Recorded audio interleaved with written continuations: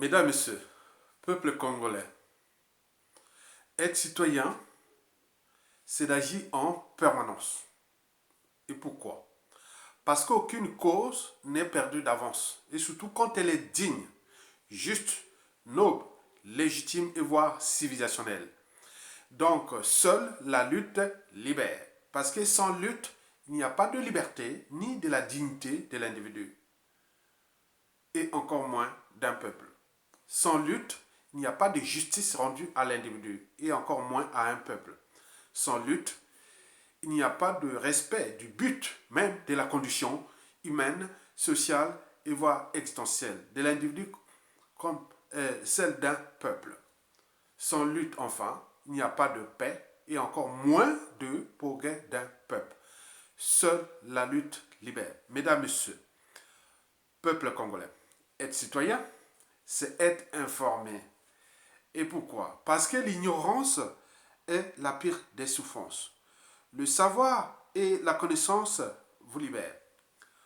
Pour info, nous sommes le dimanche 21 mars 2021, jour J du hold-up électoral de Denis Sassou Nguesso. Je répète, nous sommes le dimanche 21 mars 2021, jour J du hold-up électoral du dictateur Denis Sassou Nguesso. Alors, qu'est-ce que nous avions reçu comme information? La première vient de Guy Parfait Kolela. On nous a annoncé déjà avant-hier qu'il serait hospitalisé, qu'il aurait été empoisonné. Et ce n'est que hier que nous avons reçu ces images que j'ai publiées sur ma chaîne YouTube. Mais contrairement à ce qu'on pouvait attendre des internautes, beaucoup l'ont critiqué. Ils sont allés à charge contre son état de santé. Qui certainement s'agit d'une comédie entre Guy Parfait Kolela et l'éducateur. Il suffit d'aller voir les commentaires. Donc, ces questionnements que je suis en train de dire, mais est-ce que aussi Guy Parfait Kolela joue-t-il le jeu du dictateur, le double jeu? Puisque historiquement, depuis 2015 à nos jours, il a pu jouer ce jeu de double jeu. Et donc là, c'est tous les questionnements. Mais il me semble qu'il y a un article ou des articles de la Constitution de Denis Sassou Nguesso qu'il avait triché là du 6 novembre 2015 là. Hein, la Constitution où le peuple avait refusé à 95% le 25 octobre 2015. Mais il y a un article là dans sa Constitution quand un candidat, au cours à 2 pas de l'élection, quand il y a un candidat qui est malade, qui ne peut plus être voilà, il ne peut plus être opérationnel, donc il faut certainement aller, il faut annuler les élections. Mais là, il me semble que non. Et deuxièmement, Guy Parfait Kolela, dans sa chambre d'hôpital, il appelle à aller voter. Aller voter qui? À tout instant s'il mourrait. C'est pour qui? Donc l'enjeu, c'est boycotter, rester chez vous. Cette élection est une parodie. Et donc, les enjeux sont ailleurs. On a tout essayé au niveau politique, c'est-à-dire l'histoire d'aller voter. Depuis 2002, passons par 2009, 2016, et Sassou est toujours passé comme la lettre à la poste. Donc, la situation de Denis Sassou Nguesso dégage n'est pas politique. Elle est insurrectionnelle, à défaut d'un coup d'État militaire salutaire. Vous avez tout compris. Et ce qui doit arriver devrait arriver. Donc, la solution politique n'est plus à l'ordre du jour pour le peuple congolais. Ceux qui viennent parler, que ce soit civil, politicien, militaire, autres, parler encore d'élections ou autres, vous perdez votre temps. Donc, l'enjeu maintenant est insurrectionnel, les Congolais dans la rue pour chasser le dictateur. Ce qui doit arriver va arriver. La deuxième info que nous avions reçue, c'est l'habitude que Sassou Nguesso a toujours pris depuis 2016. Avant, pendant et après les élections, il va terroriser les quartiers sud de Brazzaville, c'est-à-dire les sudistes, les Bakongo. Oui, on n'échange pas une entreprise qui gagne contre les peuples, contre... voilà, donc c'est ça. Donc on nous signale qu'hier, on a vu des véhicules blindés, du lourd, de l'artillerie lourde, la nuit, déplacer des tonnes de véhicules de guerre. Et donc, il y a eu de l'artillerie lourde déplacée dans les quartiers sud de Brazzaville. On n'est pas en guerre. On n'est pas en guerre. Et jusqu'à quand Denis Sassou Nguesso va-t-il jouer aux bandits, aux Rambo, et n'oublions pas aux terroristes d'État. Parce que quand un monarque ou un tyran ou un roi emploie les moyens de l'État, le moyen armé de l'État contre son peuple, ou terroriser le peuple, on devient un terroriste d'État. Sassou a-t-il le monopole de faire ça aux uns et aux autres? Et cela dure depuis des années. Donc Sassou a employé toute l'armada, une artillerie lourde dans les quartiers sud de Brazzaville qui sont positionnés là-bas. Donc jusqu'à aujourd'hui, on est en état de guerre à Brazzaville. Donc on peut signaler qu'on est en état de guerre. Mais reste seulement à quel moment on va allumer le feu. Mais ça ne sera pas, cette fois-ci, ce n'est pas le peuple qui va perdre. C'est Denis Sassou Nguesso, sa famille et son clan. Eh bien oui, vous avez toujours allumé le feu, mais cette fois-ci, essayez. Et donc, il y a toute une artillerie lourde qui est en ce moment déployée là-bas. Donc, nous suivons avec attention la situation. Mais elle est difficile puisque, pour la troisième information de ce dimanche, c'est qu'Internet et les réseaux de SMS, de télécommunications ont été coupés. Donc, comme en 2016, c'est du lourd. Hein? Tu savais que là où passe, là, ça à Matombi, au sud de Pointe-Noire, les câbles d'Internet passent au large.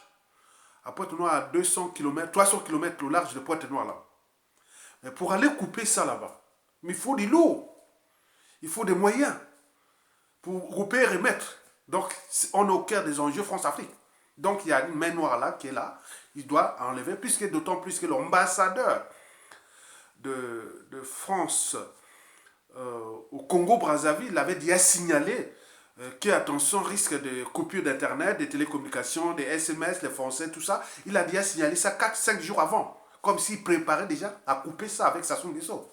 Pour nous, c'est ça, c'est un aveu. Pourquoi aller inciter non, mais d'ici, attention, aux prochaines 21, à partir du 20 mars au 21 mars et après, bon, ben, il risque de coupure d'Internet et des réseaux de télécommunications. Ça, c'est dans 97% des cas, c'est ce passé que pendant les élections dans les pays francophones. Or, quand on parle des pays francophones, on parle de la France-Afrique. Donc, on ne peut pas être juge avocat ou four au moulin. C'est vrai à la fois, mais ça, on le sait. Donc, là, l'Internet est coupé.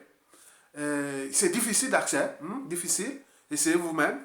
Les télécommunications et tout compagnie. Bon, donc on sait qu'il y a quelque chose qui se prépare.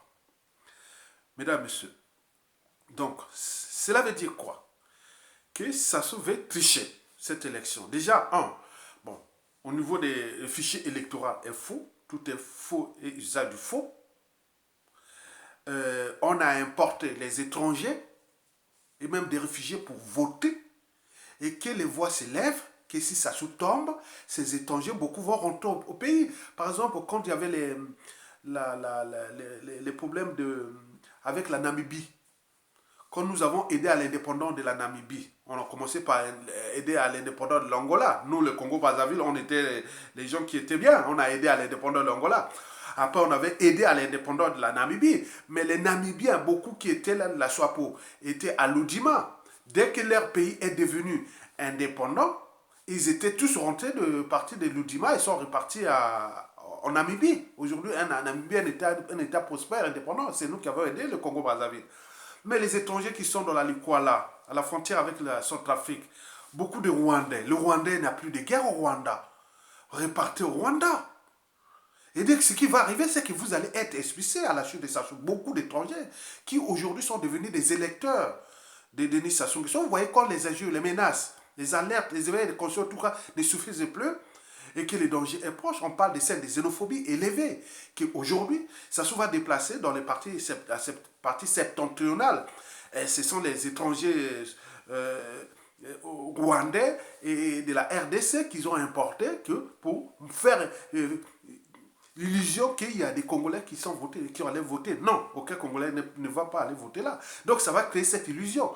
Mais à Brazzaville et à Pointe-Noire, ce sont nos compatriotes de la RDC, République démocratique du Congo. Et ils sont venus en masse qu'on a fait pour faire la figuration. Mais notez au passage qu'en 2013-2014, Sassou avait expulsé plus de 90 000 Zaïrois dans les conditions d'indignité totale. Maintenant, il va encore les prendre là-bas et venir les faire figuration. Donc, ce jeu-là va être aussi problématique pour ces Zaïrois-là quand ça va tomber. Puisque oui, il y aura beaucoup d'expulsions. Parce que nous sommes l'enjeu, nous, on ne veut pas aller voter, on veut rester chez nous.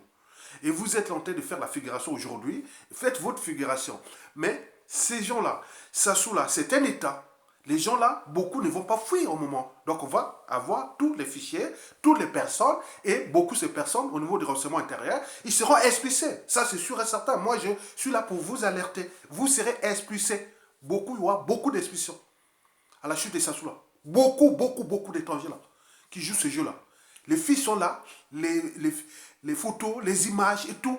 Les renseignements intérieurs connaissent. Donc vous savez que jouer avec Sassou, il passe. Parce qu'il s'il passe, tant mieux pour vous, mais on sait bien qu'il a ruiné et détruit ce pays. Il en ruine et une poudrière. Il va être dégagé par la rue. Et deuxièmement, vous savez qu'il a brisé des millions de vies, hein, qui sont les Noirs, les Africains, et vous continuez à jouer ce double jeu. Je sais que vous êtes en situation de vulnérabilité, mais il faut les dénoncer. Un réfugié ne vient pas et se transformer en électeur dans un pays. Il y a des conventions internationales. Donc vous avez tout compris que cette situation qui se passe dépasse... dépasse même l'enjeu même de notre pays. Parce que là, c'est l'enjeu d'un dictateur qui veut mourir au pouvoir pour s'échapper à ses crimes commis. Et oui, pour bénéficier d'une immunité présidentielle pour ne pas être... voilà, on trahit, traduit à la CPI ou on mis foutu en prison au Congo-Brazzaville. Il y a aussi les enjeux France-Afrique. Vous voyez qu'il y a la France-Afrique qui est là dans toute la France-Afrique en train de s'enfoncer. Donc il s'agit bien que le détonateur au Congo-Brazzaville. Mais pour terminer, je vous dis simplement que nous, ce que nous allons voir, suivre, c'est le taux de boycott. On va voir au niveau des Congolais. Donc nous allons suivre ça, de 0 à combien, à 100%, à combien, on va voir. Mais pour nous, on a des chiffres qui sont historiquement... Le paradoxe fut seulement l'élection de 2016, où il y avait près de 70 à 80% des Congolais qui étaient partis voter. Mais depuis que Sassou Nguesso organisait toujours ces élections, ces référendums, ces hold-up électoraux, il y avait toujours moins de 10% des Congolais qui allaient voter. Mais il a trouvé la stratagème d'aller prendre les étrangers. Maintenant, cette fois-ci, 2021, donc il y aura beaucoup d'étrangers et qui sont là et qui vont prendre le risque au moment de la chute de Sassou Nguesso, ils seront expulsés. Je vous rappelle que vous serez expulsés. Massivement, vous allez voir la situation au Congo à la chute de Sassou Nguesso. Les ordres seront donnés. On sait bien qui est qui dans ce pays. Et donc, préparez-vous individuellement et collectivement à alerter les communautés des uns et des autres. Ne jouons pas ce jeu-là. Et vous êtes fichés. Sassou va tricher avec la coopération active ou passive des étrangers qu'il a transformé en électeurs. Et donc, nous allons suivre la situation. Bon. Quant à la proclamation de la tricherie électorale, elle est déjà consommée. On savait bien qu'il sera réélu entre 64% à 92%. Ils vont faire ça, ils ont déjà leurs chiffres. Ils attendent ce soir. Donc, ce n'est pas le fait de gagner. Il n'a pas gagné. Il a gagné une bataille politique, mais ce n'est pas la guerre contre un pays. Non. La bataille d'un dictateur ou le combat d'un dictateur contre son peuple, c'est comme le combat de l'homme contre la nature. Il sera toujours perdu par l'homme. Et donc, par conséquent, Sassou va perdre ce combat. Mais c'est l'après. L'après qui est inévitable, qui sera dramatique pour lui, pour sa famille, son clan et autres. Je le répète. Hein? Donc, il faut les retenir. En fait, ce qui va se dessiner, c'est la convergence des luttes. Oui, en vue du soulèvement, qui est inévitable.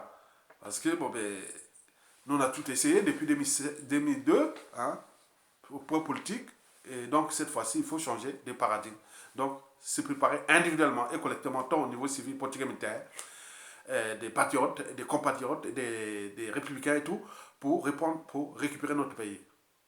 Mesdames, Messieurs, peuple congolais. Donc, dans tous les cas, hein, ce 21 mars est pour Sassou Nguesso une façon de damer le pion à l'une de ses victimes, le cardinal Émile Biaïda, qui fut enterré vivant le 21 mars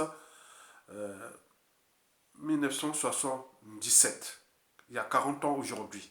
Et Sassou n'a pas organisé cette élection-là par hasard, c'est pour damer l'âme de Monseigneur le cardinal Émile Biaïda, mais également montré à l'église catholique, et bon, je suis le Rambo, je suis au plus fort. Donc, par conséquent, nous avons beaucoup de choses qui s'assoient à monter quand même les muscles et qui sont en train de passer parce qu'on devait empêcher ça, mais peut-être que la punition et tout ce qui viendra, il sera à la hauteur de ce qu'il a fait, lancé comme défi contre ce peuple, déjà avec les armées. Ce fut le 17 mars 2021. Maintenant là, le 21 là, bon ben aujourd'hui le 21 mars, il lance le défi contre l'Église catholique, la mémoire du cardinal Biaïda. Mais nous devons individuellement et collectivement rester chez nous et pour sauver déjà notre dignité, la dignité d'un peuple et de notre pays.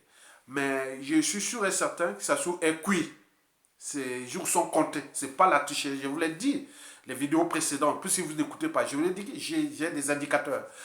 C'est de la pression populaire et la convergence des courants des luttes et des conflits d'intérêts qui vont être là dans une dynamique des Congolais dans la rue. Parce que ces mercenaires du statu quo et qui furent les Tchatchima Biala, les Mounari, les Kolela, Guipafe Kolela, les Mathias Ndjon et autres, ils vont savoir qu'ils sont tous en danger maintenant, comme le peuple. Parce qu'on le sait déjà, on vous l'a averti. Donc maintenant là, cette convergence va arriver à aboutir à quelque chose qui est inévitable dès toute la journée là. Et dès à partir de demain, ou comment il va prononcer ces trucs-là, ce qu'il va avoir comme situation. Puisque là maintenant, il n'a plus de marge de manœuvre. Il n'y a plus d'énergie nécessaire à la conservation de sa tyrannie, tant au niveau sociopolitique qu'au niveau macroéconomique, qu'au niveau géopolitique, et sous-régional et autres. Donc il y a quelque chose qui va se dessiner qui sera imprévisible, qui sera inévitable, qui sera incontrôlable, qui va s'arriver et sa chute sera brutale. Donc nous allons compris. Voilà, donc voilà pour la formation que je tenais à vous les diffuser pour ce dimanche-là. Et si nous avions d'autres formations, je pourrais y revenir. Merci beaucoup et à bientôt. À tout à l'heure. Et continuez à partager et à chercher, surtout passer par les canaux, comme l'on a fait. Mais la situation est imprévisible, hein, qui risque d'être incontrôlable. Ça, c'est 100% de cas. Parce que la chute d'indicateurs apporte le chaos. Mais ceux qui travaillent ou soutiennent l'indicateur ont besoin de le protéger pour aussi éviter les chaos. Mesdames, Messieurs, peuple congolais, je vous remercie.